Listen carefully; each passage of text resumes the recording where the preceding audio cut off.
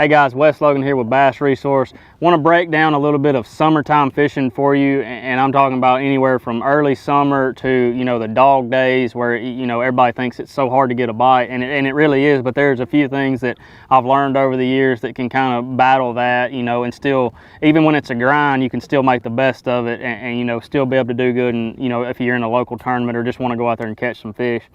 But basically picking up in the early summer, so this is going to be, you know, full-blown post-spawn. Probably not going to be a lot of fish left on the bed. Water temperature, you know, mid-70s or low 70s, you know, to all the way up. I mean, depending on what part of the country you're in, the water can get up to, you know, 90 degrees, 95 degrees sometimes if you're in, you know, Texas or Alabama, anything like that.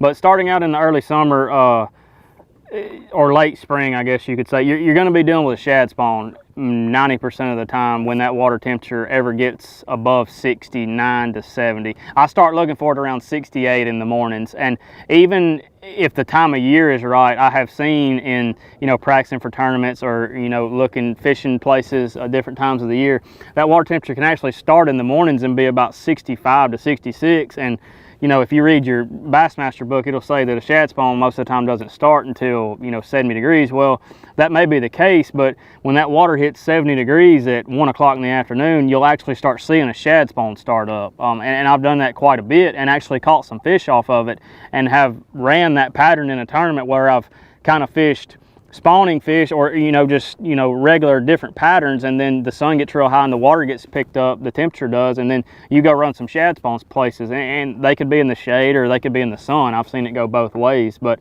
that's a really unique deal that I've seen that not a lot of people, you know, kind of pick up on.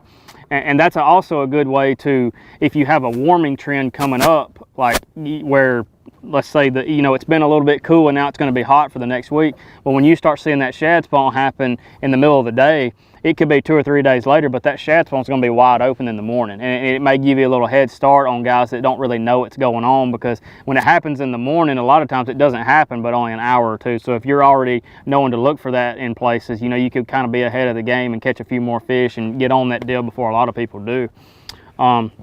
But you know, just aside from the shad spawn in the early spring, you're going to be dealing with fish that are, you know, probably going to be a little bit lethargic from a female standpoint. They're going to be laid up in a little bit of thick stuff, just kind of recuperating basically, because it normally takes them, you know, 2 or 3 weeks. When we catch them, you know, they'll be kind of beat up, have a few sores on them, be a little bit skinny because they've just been through the vigorous cycle of their spawning deal.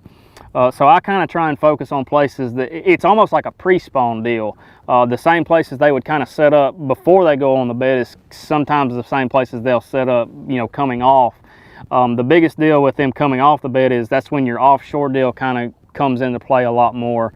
And if you have a ledge, you know, ledges on your lake, or, you know, offshore rock piles or brush piles, that's when I tend to start looking at that, because even though the water temperature is warming up and people always think that, oh, it's getting hot, the fish want to go deep. Well, the fish don't really care how hot it is. The fish are going where they can eat, and the bait fish is what has a problem with the really hot water and, you know, lack of oxygen or, you know, stuff to do with that. So the bass are pretty much just following where the bait fish are because they have to eat to survive. So if you know, you got gizzard shad and you're like, they don't like the hot water, they don't like being up shallow, they'll go out deep, they'll get on those ledges where there's a little bit of current, or, you know, on those offshore rock piles, and that's kind of where those fish tend to gravitate to. Even the water is cooler out there for sure, but that's not the only reason they're going out there. It's a lot more bait related. So if you're in a situation where you may not have a lot of offshore structure, the fish are still going to live shallow, and they'll be feeding on, you know, bluegill will be bedding in the summertime. You know, you'll have crawfish spawns or crayfish, depending on what part of the country you live in. And it's just however you want to attack it and how your place you fish sets up. But it doesn't always mean just because the water temperature is heating up that the fish are all going deep and there's no fish left on the bank. I mean, there's plenty of fish in both places most of the time. From a bait standpoint, in the early summer, you know, I really like, I'll swim a jig a lot, depending on a shad spawn, or, you know, you'll have a white one or a, you know, some kind of natural shad color. If you're around, you know, you see some bluegill beds, some brim beds, and some backs of some pockets and stuff, you know, a poplar is another really good bait. A buzz bait can be really good. I like to throw a gold blade that time of year just because of the bluegill and brim factor. It's going back to swimming a G, you can throw a bluegill color, you know, kind of just with a zoom swimmer, a Z swimmer with a, you know, paddle tail. I'll chartreuse the tail sometimes, because if you'll notice in the summertime, those little brim and stuff will get kind of green tails on them, so that's a really good deal. And converting to flipping that time of year is when sometimes I'll pick the jig back up, just because it does tend to get a bigger bite, just like the pre-spawn situation. But they're you know, they're trying to feed back up. And I do know, I have seen it multiple times where you may be fishing a big bait and you only get 5 to 6 bites a day when it's really hot, but those bigger fish don't like to exert a lot of energy on smaller baits that time of year, just because it's so hot and the way their metabolism is. A big fish is only going to try and eat 2 to 3 times a day, but when she eats, she's going to try and eat a big meal, whether it be, you know, 1 or 2 gizzard shad, or, you know, a big bluegill, or, you know, a couple big crawfish, anything like that. So that's a little aspect that people kind of don't tend to do. They think it gets hard and they don't want to, you know, it's hard to get a bite, so they want to downsize. And that is true, you can take some bites, but if you're in a tournament situation like I am normally myself, I want to try and catch the biggest ones in the lake. And even if that means taking, you know, going from 15 to 16 bites to 6 to 7, I'll take those odds if during the day they're all 3 to 5 pounders. So I'll try and lean towards a couple bigger baits that time of year. And this goes all the way through summer. But you can still get away with it and it be really good in the early summer. Transitioning into what we call the dog days, it does get very challenging, but there's still fish out there to be caught. The thing that's going to happen is you're going to have little bite windows, and it can either happen first thing in the morning, you know, an hour after daylight, or an hour before dark. Those are normally your most active times when it's really hot. And a lot of places in the country, like down south where I live, every afternoon in the dog days you get a storm roll up or something, or some rain or some wind that kind of changes conditions that may trigger those fish to feed.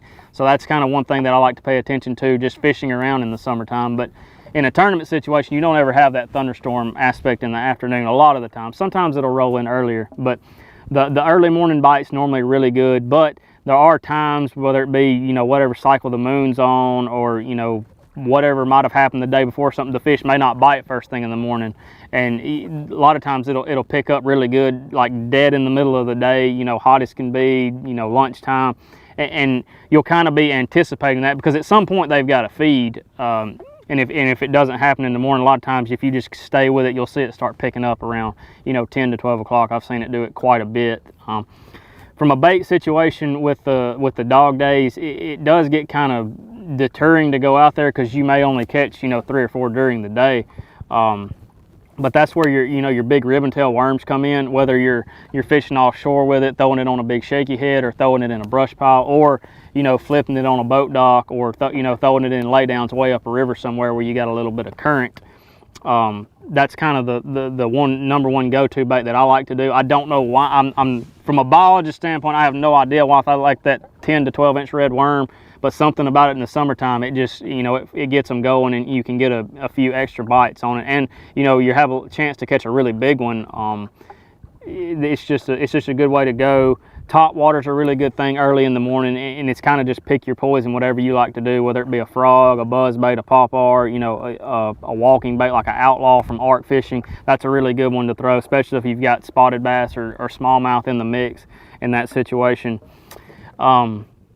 But another thing I don't get to do it a whole lot, and from a tournament aspect, but in those dog days, you know, night fishing's a really big deal. You can have a lot of fun doing that out on your whatever lake you're at, because that's when they'll obviously be a lot more active. There's not near as much boat traffic. You won't have all the wave making boats, you know, the pontoons and the jet skis and all that stuff. It's a lot calmer time to fish. But when I do get to go fishing at night, I'll throw a big red worm, and also, you know, a big Colorado black and blue spinnerbait's, you know, really hard to beat, just going down rocky banks, or, you know, around boat docks, stuff like that. So just a little tidbit there. Not really a tournament situation, but it is a good time to fish at night for sure. But, you know, that's kind of my gist on, you know, summertime fishing. It can be tough, but there is times where you have little windows that open up that can, you know, make the day. You know, obviously we want to go fishing every day, and sometimes it's not great to go fishing when it's 95 outside, but we really want to go. So hopefully, you know, looking into this and you know, hearing what I had to say about it can help you put a few more fish in the boat, and, you know, have an enjoyable day on the water, or have a good tournament even though it's in the dog days, or, you know, pretty much the water temperature rising and getting anything like that, even though it can be tough, but it can still be a fun time to fish, and they're always biting somewhere. So I hope this helps, and we'll see you next time.